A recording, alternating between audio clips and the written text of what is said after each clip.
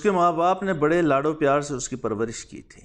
بیٹی جوان ہوئی تو والدین کی رضامندی کے بغیر کالج کے بس کے ڈرائیور سے خفیہ نکاح کر لیا۔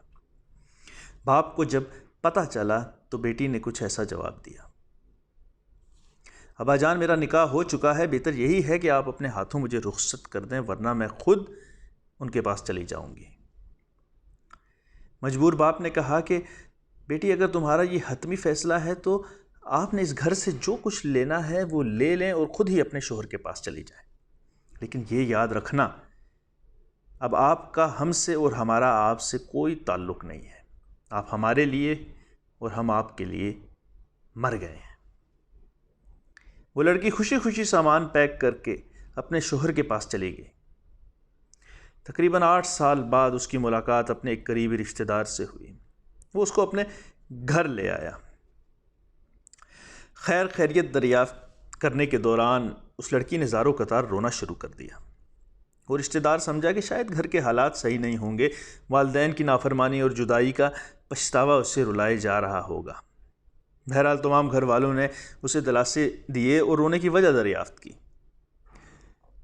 بہت اسرار کے بعد اس نے رونے کی وجہ بتائی اور سب کا دل ہل گیا۔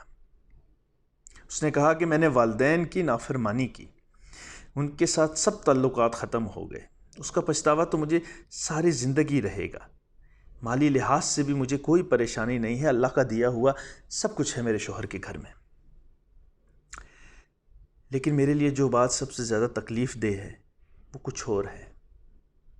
میری صرف ایک ہی بیٹی ہے۔ میرا شوہر جب بھی نماز پڑھنے کے بعد دعا مانگتا ہے تو میں نے اکثر اس کو چپکے سے کئی بار یہ دعا کرتے ہوئے سنا ہے۔ وہ روتے ہوئے اور گڑ گڑاتے ہوئے اللہ تعالیٰ سے صرف ایک ہی دعا مانگ رہا ہوتا ہے: یا اللہ میری بیٹی اپنی ماں پہ نہ جائے، یا اللہ میری بیٹی اپنی ماں پہ نہ جائے، یا اللہ میری بیٹی اپنی ماں کی طرح کبھی گھر سے بھاگ کر شادی نہ کرے اور اپنے والدین کی عزت کو یوں رسوا نہ کرے۔ یہ دعا وہ ہمیشہ مانگتا رہتا ہے۔ پیارے دوستو، یہ دعا تمام لڑکے اور تمام لڑکیوں کے لیے ایک پیغام ہے، ایک نصیحت ہے اور ایک اعلان ہے، اگر کوئی سمجھ سکے تو۔ اللہ تعالیٰ کسی بھی ماں باپ کو اپنی اولاد کی رسوائی سے محفوظ رکھے، آمین۔ اس پیغام کو جتنا ہو سکتا ہے آگے شیئر کیجیے تاکہ یہ کسی کے لیے بھی شاید نصیحت کا سبب بن سکے۔